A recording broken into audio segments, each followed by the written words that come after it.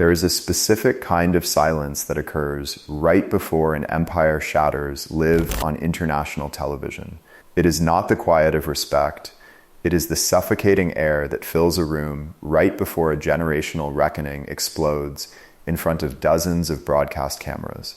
Outside Kensington Palace, in front of millions of viewers watching worldwide, Catherine, the Princess of Wales, broke down into unscripted, uncontrollable tears. But the reason had nothing to do with a polished tribute or routine royal emotion. It was because her daughter, Princess Charlotte, reached deep inside her formal coat, pulled out a folded palace document, and detonated a high-level institutional secret right at the lectern. The most shocking part of that morning was not even what Charlotte read out loud. It was the single handwritten sentence at the bottom of the page, a line Charlotte refused to read, telling the crowd it would hurt her mother too much to hear it spoken. That sentence, folded over and hidden beneath the young princess's thumb, was the master key to why Catherine had been walking through public engagements looking visibly broken for weeks. The official explanations put forward by Queen Camilla's household began falling apart within hours under the weight of their own internal contradictions. To understand how a live broadcast transformed into an unprecedented palace investigation, you have to go back 8 weeks before the event into a private planning room where a simple memorial was turned into an institutional war. 8 weeks prior to the broadcast, Catherine sat at a conference table inside Kensington Palace, opening a leather folder marked for the 30th anniversary of Princess Diana's passing. Catherine wanted this milestone to be completely different from past events. She rejected cold, distant assemblies defined by scripted speeches and rigid protocol. She wanted warmth and genuine memory. For nearly a month, Catherine spent her evenings sifting through private charity archives, personal letters, forgotten photographs, and recorded field speeches. Her vision was simple: 30 pure white roses won for every year since Diana's life was cut short would be placed around the sunken garden.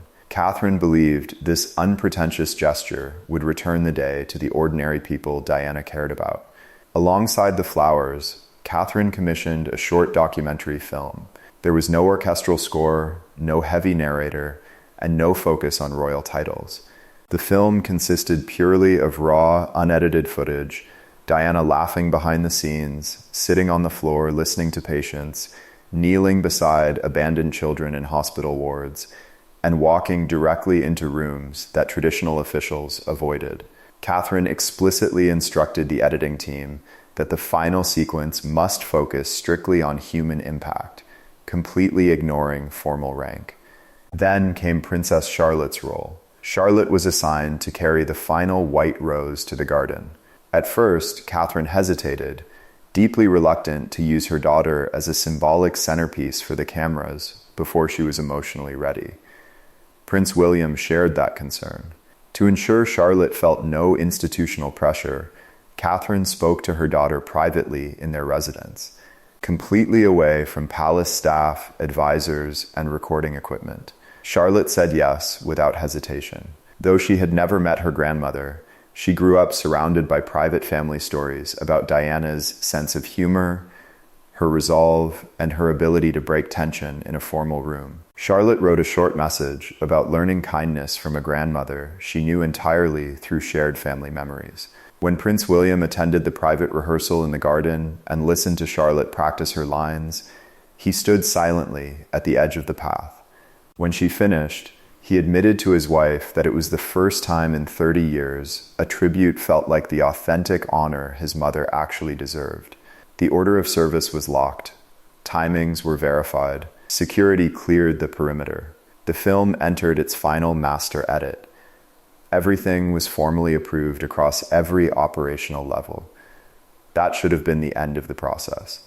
10 days after final approval was registered, a second folder arrived at Catherine's desk. It was bound in plain paper and bore a dry administrative title designed to discourage closer reading: Ceremonial Harmonization and Protocol Amendments. The language inside was engineered to sound routine. Page 1 discussed minor adjustments to arrival times. Page 2 cited the need for balanced representation across various royal households. Page 3 mentioned avoiding redundant media coverage. But the actual structural destruction of Catherine's work was concentrated entirely on page 4. In 4 brief, mechanical bullet points, Catherine's original creation was systematically dismantled. Catherine's opening address was entirely stripped from the schedule. Charlotte's assignment to place the final white rose was reassigned to a secondary ceremonial officer. The raw documentary film, focused on Diana's charity work, was replaced with a generic montage honoring broad historic contributions of royal women throughout the century. Final editorial and approval authority was permanently transferred away from Kensington Palace and handed to the Central Executive Administration under Queen Camilla's household. 4 calculated cuts carrying one clear message. Catherine read page 4 3 times, looking for a formal explanation, a security conflict, or an operational justification. There was none. Diana's name had not been erased. Completely doing so would have sparked immediate public backlash. Instead, her legacy was softened, diluted, and packaged into something distant and safe. When Catherine formally asked who had drafted and authorized the revised program, the official response was carefully worded. The file had been processed directly through Queen Camilla's private office. Catherine immediately raised a formal objection in private, pointing out that the original schedule had been fully authorized and Charlotte had spent weeks preparing her part. The response she received was not an apology, it was a direct warning. Palace officials quietly informed Catherine that if she chose to fight the revisions, the disagreement would inevitably reach the press. It would be framed not as a dispute over ceremonial details, but as a public feud over Diana's memory. Worse still, strategic leaks would present Catherine as attempting to weaponize Diana's legacy to elevate her own public standing above other senior royals. It was a calculated trap. If Catherine fought back, she would be accused of starting a family war over a solemn anniversary. If she stayed silent, months of intentional, heartfelt work would quietly vanish. For the sake of protecting Diana's memory from cheap tabloid headlines, Catherine chose silence.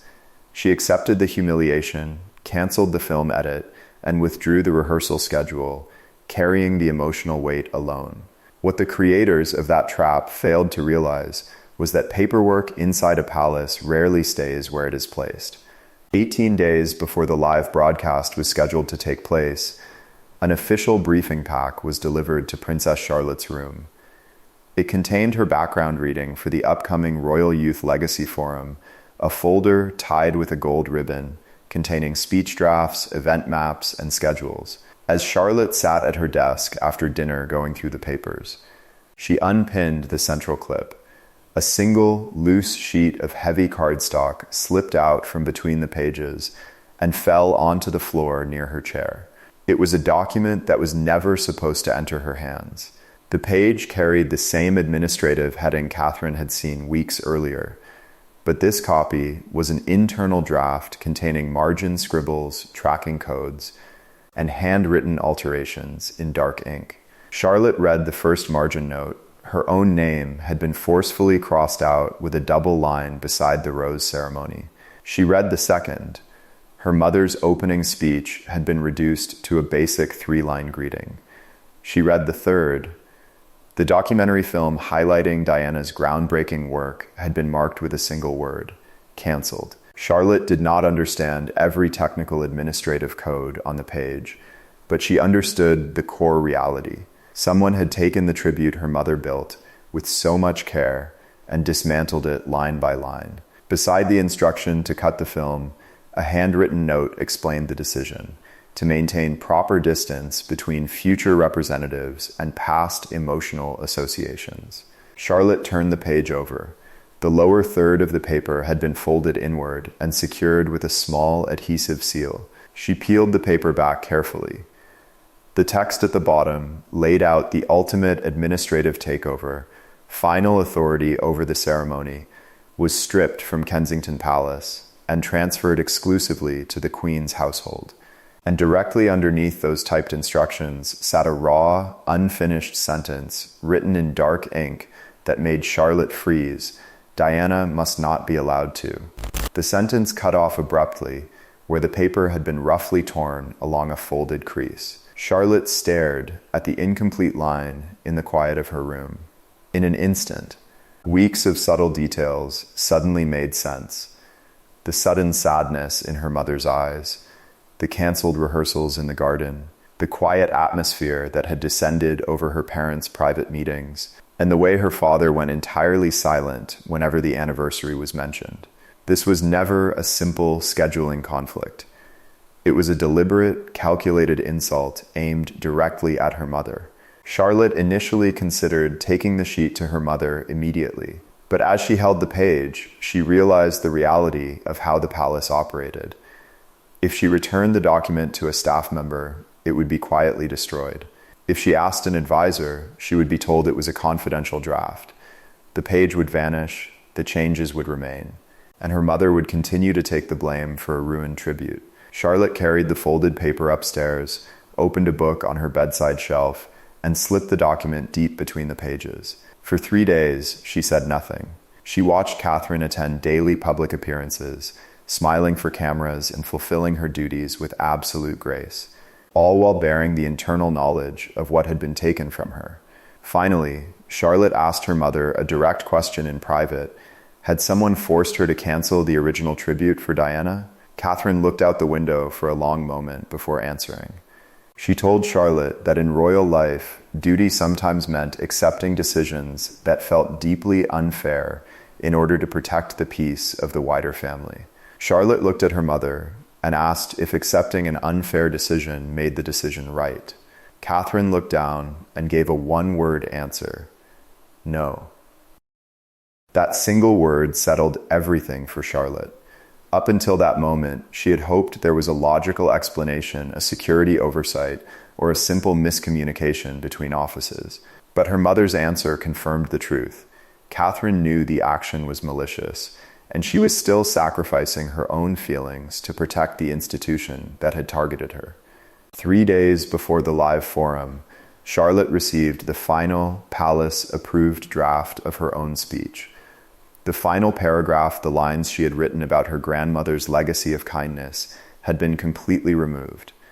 In its place was a flat transition about general civic duty. Charlotte placed the approved speech on her desk, opened the book on her shelf, and pulled out the folded palace note. She slipped both pages into the inner pocket of her formal winter coat. She did not know yet if she would have the nerve to use it. She only knew she was not going to leave it behind.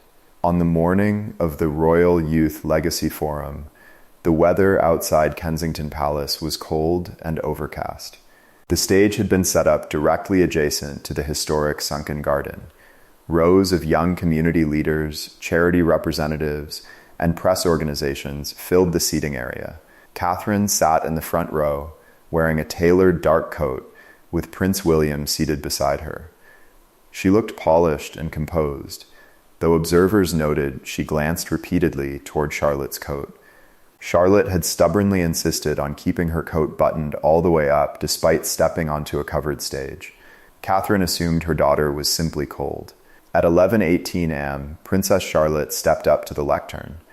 Her opening remarks followed the palace-approved script perfectly. Her voice was steady and clear. She thanked the youth organizations present, spoke eloquently about responsibility, and praised the mentors who guided young people without seeking public credit. She then turned her eyes toward the front row, looking directly at Catherine. Charlotte spoke with deep affection about a mother who entered every room looking first for the people who felt ignored or invisible. The crowd broke into warm applause. Catherine smiled up at her daughter, and William reached over to squeeze his wife's hand. The speech was scheduled to end right there. Instead, Charlotte lowered her gaze to the final page of her approved script. She read the first line of the generic closing paragraph, stopped abruptly in the middle of a sentence, and fell completely silent. 5 seconds passed in total quiet. The live stream camera operator zoomed in slightly, assuming a teleprompter had glitched. Catherine leaned forward and quietly whispered her daughter's name. Charlotte did not stop. Looking straight at the audience, she announced that the 30th anniversary tribute for Princess Diana had not been adjusted due to timing or security. It had been systematically dismantled. She stated clearly that her mother's address had been erased. The documentary highlighting Diana's real work had been canceled, and her own role beside the white roses had been reassigned, all executed through instructions issued without her mother's knowledge or consent. The broadcast cameras immediately swung from the stage to focus directly on Catherine's face. The Princess of Wales sat entirely frozen. Charlotte explained to the live audience that she had found the hidden paper inside her briefing pack 18 days earlier and had carried it in secret. She spoke of watching her mother walk into public events every day with a brave smile, keeping the peace while knowing that her months of hard work had been taken away without explanation or apology. Charlotte said her mother had protected the family by choosing to remain silent, but the family had failed to protect her mother in return.